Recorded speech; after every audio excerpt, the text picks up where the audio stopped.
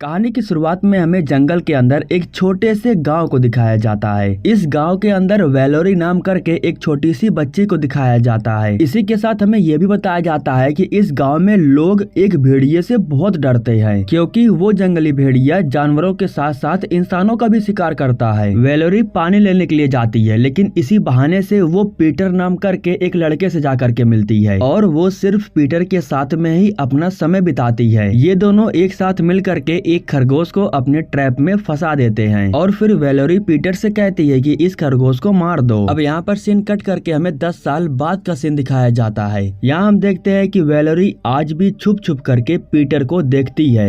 Peter अब एक लकड़हारा बन चुका है और वो अपने पिता के साथ मिल करके काम करता है। हालांकि इन दोनों के बीच में जो दोस्ती थी वो अब प्यार में बदल चुका था और अब ये दोनों एक दूसरे के साथ हर हाल में रहने के लिए तैयार हो गए थे। लेकिन पीटर को पता है कि वेलोरी की माँ ने उसकी शादी एक हेनरी नाम करके लड़के के साथ में फिक्स कर दी है, जिसके बाद वेलोरी कहती है कि माँ सिर्फ पैसों के खातिर मेरी शादी करवा रही है, मुझे वो लड़का बिल्कुल भी नहीं पसंद है, इसलिए चलो हम दोनों यहाँ से भाग चलते हैं। इन दोनों के पास इनका घोड़ा भी था, इसलिए यहाँ से भागने का इनके पास बहुत अच्छा मौका था। लेकिन उसी समय इन दोनों को गाँव में से किसी की चिल्लाने की आवाज सुनाई देती है। वेलोरी जब आकर के देखती है तब उसे मालूम चलता है कि जो जंगली भेड़िया है उसने उसकी बहन को मार दिया है। वेलोरी की सगी बहन जिसका नाम लूसी है अब वो भेड़िया का शिकार हो चुकी है। इन सभी की वजह से गांव वाले उस भेड़िए के नाम से अब और खौफ में रहने लगे हैं। खैर अब लूसी की मौत हो जाने के बाद सभी गांव वाले उसका अंतिम संस्कार करने के लिए आ रहे थे। यहाँ पर हम हेनरी को देखते हैं जिसकी शादी वेलोरी के साथ में फिक्स हो गई है। यहाँ पर पीटर भी श्रद्धांजलि देने के लिए आता है, लेकिन जब वेलोरी की माँ मैरी उसे देखती हैं तब उससे कहती हैं कि तुम मेरी बेटी से दूर रहो, उसकी शादी फिक्स हो गई है। यह सब सुन करके पीटर को बहुत बुरा लगता है, इसलिए वो यहाँ से चला जाता है। अब गांव के जितने भी सदस्य थे वो बार में इकट्ठा होते हैं और फैसला करते हैं कि हम सभी लोगों को एकजुट होकर के जंगल में जा करके उस भेड़िए को खत्म करना होगा, क्योंकि अगर वो भेड़िया ऐसे ही खुला घूमता रहा तो हम सबको एक दिन मार देगा। आते समय वेलोरी के पिता थॉमस अपनी माँ से जा करके मिलते हैं। इधर गांव वाले भेड़िए को मारने के लिए एक साथ मिल करके उस गुफा के पास जाते हैं जहाँ पर वो भेड़िया रहता है। अंदर जाने के बाद गुफा के 2 रास्ते थे, इसलिए ये सभी लोग 2 टीम में अलग हो जाते हैं। हेनरी अपने पिता के साथ में अकेला था और उसी समय वो भेड़िया आ करके उसके पिता के ऊपर हमला कर देता है। जब गाँव वाले वहाँ पर आते हैं तो वो एक भेड़िए को देखते हैं जिसने हेनरी के पिता को जान से मार दिया था। अब ये लोग जिस भेड़िए को पाते हैं उसी को मार करके अपने गाँव में लेकर के आते हैं और सभी लोगों से कहते हैं कि अब भेड़िया हमें परेशान नहीं करेगा, वो मारा जा चुका है। हालांकि गांव वाले बहुत खुश थे, लेकिन हेनरी का जो परिवार था वो बहुत दुख में था क्योंकि उसके पिता की मौत हो गई थी। जब सभी लोग हेनरी के पिता को श्रद्धांजलि दे रहे थे तब वहाँ पर वेलोरी अपनी माँ को भी देखती है और यहाँ पर ये बात सामने आती है कि हेनरी के पिता और उसकी माँ के बीच में कुछ संबंध था। वेलोरी अपनी माँ से ये भी पता कर लेती है कि जो लूसी है वो उसकी सगी बहन नहीं थी, बल्कि वो हेनरी के पिता की बेटी थी।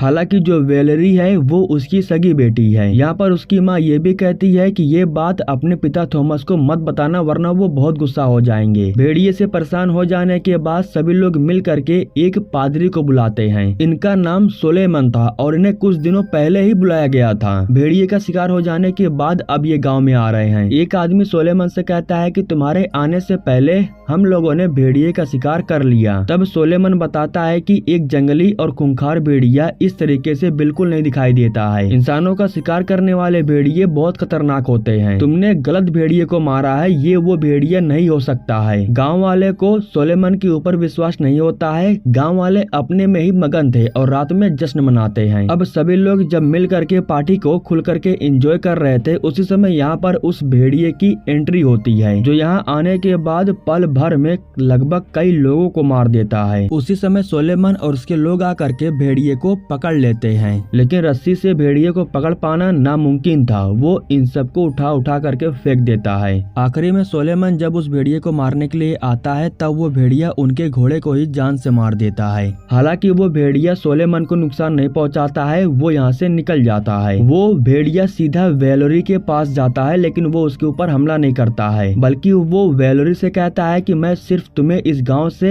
अपने साथ लेकर के जाना चाहता हूँ। यहाँ जब वेलोरी को पता चलता है कि वो भेड़िया सिर्फ उससे बात कर रहा है तो वो बहुत हैरान हो जाती है। दरअसल वो जो भेड़िया है वो वेलोरी को लेकर के यहाँ से कहीं दूर जाना चाहता है। अगर वेलोरी उसके साथ जाती है तो वो गाँव के लोगों को मारना बंद कर देगा। जिसके बाद वेलोरी कहती है कि तुम एक खूनी हो, मैं तुम्हारे साथ नहीं जा सकती हूँ। जिसके बाद वो भेड़िया कहता है कि तुम भी मेरी तरह एक खूनी हो, तुमने भी उस खरगोश को जान से मार दिया था। उसी समय यहाँ पर सोलेमन अपने आदमी के साथ आ जाता है और वो भेड़िया को पकड़ता उससे पहले ही वो यहाँ से भाग जाता है। अब अगले दिन सुबह हो जाने के बाद गाँव के सभी लोगों को सोलेमन के ऊपर विश्वास हो जाता है। सभी लोग मिल करके सोलेमन से माफी मांगते हैं और कहते हैं कि आप भेड़िए के विषय में सही कह रहे थे, हमने गलत भेड़िए का शिकार किया है, असली वाला भेड़िया तो अभी भी जिंदा है। इसके बाद सोलेमन कहता है कि वो जंगली भेड़िया कहीं और नहीं बल्कि हमारे बीच में ही रहता है, हम बस उसे पहचान नहीं पा रहे हैं, अपनी आंखों से देख नहीं पा रहे हैं। यहाँ पर एक आदमी था जो कि घायल था और उसे उस भेड़िए ने ही घायल किया था। सोलेमन अपनी तलवार निकालता है और उस आदमी को जान से मार देता है, क्योंकि उसका कहना था कि अगर ये जिंदा रहा तो कुछ समय के बाद ये भी उसी भेड़िए की तरह बन जाएगा। जिस आदमी को सोलेमन ने मारा उसका भाई भी यहाँ खड़ा था, उसे बहुत दुख होता है, लेकिन वो कुछ नहीं कर पाता है क्योंकि सभी गाँव वाले पादरी के साथ में थे। अब पादरी के कहने पर उसके आदमी लोग सभी गाँव के लोगों के घरों को चेक करने लगते हैं, क्योंकि सोलेमन का कहना था कि भेड़िया जहाँ भी रहता है वहाँ पर अजीब गंध आती है। इस दौरान ये लोग एक लड़के को देखते हैं जो ऊपर जा करके बैठा हुआ था। इसके बाद सोलेमन के आदमी लोग उस लड़के को पकड़ करके नीचे लाते हैं। यहाँ मैं बता दूं उस लड़के का नाम क्लोट है और वो रोक्सेन का भाई है। वो लड़का थोड़ा पागल टाइप में था, इसलिए गाँव वाले उसे बहुत अजीब समझते थे। पादरी के आदमी क्लोट को पकड़ करके एक बड़े से हाथी के अंदर डाल देते हैं। हाथी का शरीर गर्म होने की वजह से अब क्लोट का भी शरीर धीरे धीरे जल रहा था। दरअसल सोलेमन उस डायन के बारे में क्लोट से जानना चाहता था। खैर अब जो रोक्सेन थी वो कुछ पैसे ले आ करके सोलेमन से मिलती है और कहती है कि मेरे भाई को छोड़ दो, लेकिन वो अब भी उसके भाई को छोड़ने के लिए तैयार नहीं हो रहा था। जिसके बाद रोक्सेन कहती है कि मुझे पता है कि जिस डायन को तुम ढूंढ रहे हो वो कौन है। अब इसके बाद रोक्सेन अपने भाई को बचाने के लिए वेलोरी की सच्चाई सबको बता देती है। वो बता देती है कि उस दिन भेड़िया जब वेलोरी के सामने आया था तो वो उसे मारा नहीं बल्कि वो उससे बात कर रहा था। अब इसी वजह से सोलेमन वेलोरी को पकड़ लेते हैं। सोलेमन सभी गांव वालों से कहता है कि अब वेलोरी हमारे नजरों के सामने रहेगी, जब तक हमें सच्चाई का पता नहीं चल जाता तब तक मैं इसे नहीं छोड़ूंगा। अगले दिन सुबह में खुद हेनरी आ करके पीटर से मिलता है और पीटर से कहता है कि मुझे पता है कि वेलोरी मुझे पसंद नहीं करती है, वो तुमसे प्यार करती है, मुझे इससे कोई तकलीफ नहीं है, हमें साथ मिल करके वेलोरी को बचाना होगा। वो पादरी उसके साथ क्या करेगा हमें बिल्कुल भी नहीं पता है, मेरे पास हथियार है, हम साथ मिल करके वेलोरी को बचा सकते हैं। यह सुनने के बाद वेलोरी को बचाने के लिए पीटर भी उसके साथ शामिल हो जाता है। सच्चाई बताने के बाद अब रोक्सेन को उसके भाई से मिलने दिया जाता है, लेकिन जब वो अपने भाई से जाकर के मिलती है तब उसे मालूम चलता है कि उसके भाई की मौत हो चुकी है। वेलोरी की दादी को जब मालूम चला कि हेनरी पीटर का साथ दे रहा है वेलोरी को बचाने के लिए, तब वो हेनरी का शुक्रिया करने के लिए उससे मिलने के लिए आ जाती है। लेकिन जब वो हेनरी के करीब जाती है तब हेनरी को अजीब गंध आने लगती है और ये गंध बिल्कुल उसी तरीके से लग रहा था जिस तरीके से भेड़िए के शरीर में से निकल रहा था। हेनरी कहता है कि उस दिन भेड़िए ने जब मेरे पिता को मारा तब मैं भेड़िए के बहुत करीब था, तुम्हारे शरीर से ठीक वैसे ही गंध आ रही है जिस तरीके से भेड़िए के शरीर से आ रहा था। यह सब सुनने के बाद वेलोरी की दादी को बहुत अजीब लगता है, वो यहाँ से चुपचाप चली जाती हैं। अब रात हो जाने के बाद सबको पता था कि भेड़िए के आने का समय होने वाला है, इसीलिए सोलेमन वेलोरी को तैयार करने के बाद उसे लेकर के बाहर जाता है। बाहर ले जाने के बाद उसे एक शिकार की तरह एक जगह पर रख दिया जाता है ताकि जब वो भेड़िया आए तो वो सिर्फ वेलोरी के पास ही जाए। वो भेड़िया आता उससे पहले ही पीटर जा करके चारों तरफ आग लगा देता है, क्योंकि पीटर और हेनरी ये दोनों मिल करके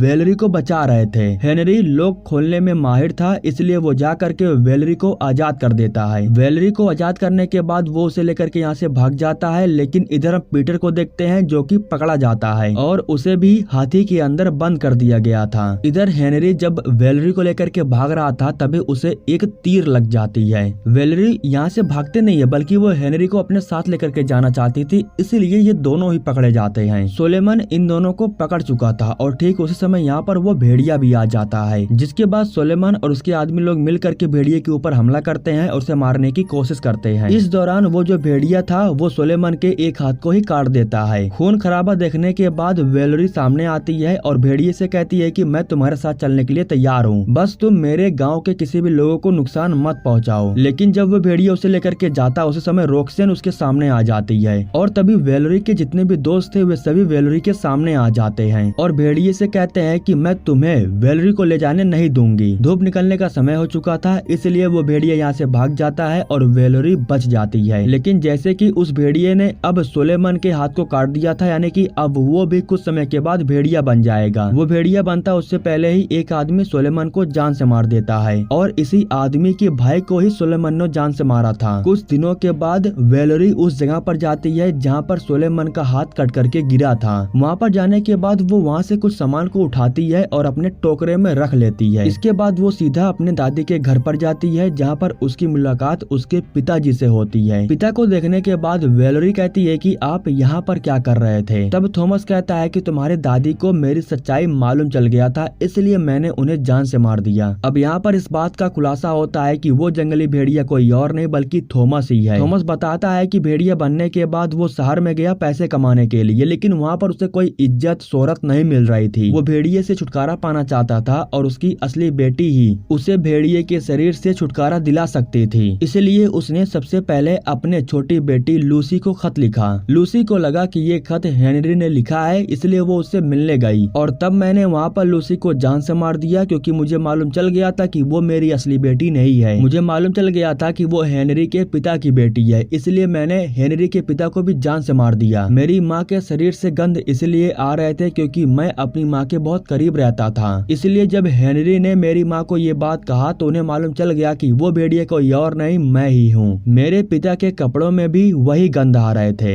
अपनी सच्चाई को छुपाने के लिए मैंने अपनी माँ को मार दिया। तुम मेरी असली बेटी हो, मुझे पता है कि तुम मेरे साथ चलने के लिए इनकार नहीं करोगी। मैं बस तुम्हें अपने साथ ले करके इस गांव से कहीं दूर जाना चाहता हूँ। वैलोरी अपने पिता के साथ जाने के लिए तैयार हो गई थी, लेकिन उस समय यहाँ पर पीटर आ जाता है जो थॉमस को मारने की कोशिश करता है और इससे इन दोनों के बीच में फाइट शुरू हो जाती है। उसी समय थॉमस पीटर को उठा करके दूर फेंक देता है। थॉमस को लगा कि पीटर मर चुका है, इसके बाद वो अपनी बेटी के पास आता है, लेकिन उसी समय पीटर थॉमस के ऊपर पीछे से हमला कर देता है और उसी समय वैलोरी सुलेमान के कटे हुए हाथ को निकालती है और उससे अपने पिता के ऊपर हमला कर देती है। दरअसल सुलेमान ने अपने नाखून में सिल्वर लगा करके रखा था और सिल्वर से भेड़ियों को बहुत नुकसान होता है, उनकी जान भी जा सकती है। इसी वजह से वैलोरी अपने पिता को मारने के लिए हाथ का इस्तेमाल करती है और इससे उसके पिता की मौत हो जाती है। लेकिन फाइट के दौरान थॉमस ने पीटर के हाथ पर काट लिया था, यानी कि अब कुछ दिनों के बाद खूनी मून की रात में वो भी एक भेड़िया बन जाएगा। खैर जो भी हो, सबसे पहले ये लोग थॉमस की लाश को ठिकाने लगाने का जुगाड़ करते हैं, क्योंकि अगर गांव वालों को मालूम चल गया कि वो भेड़िया थॉमस था तो वैलोरी को भी इस गांव में रहने नहीं दिया जाएगा। इसी वजह से ये दोनों मिल करके थॉमस के शरीर को पानी में फेंक देते हैं। कुछ दिनों के बाद जब पीटर भेड़िया बन जाता है तब वो रात के समय में वैलोरी से मिलने के लिए आया भी करता था। भेड़िया बनने के बाद पीटर गांव वालों को नुकसान नहीं पहुंचाता था बल्कि उनकी रक्षा करता था।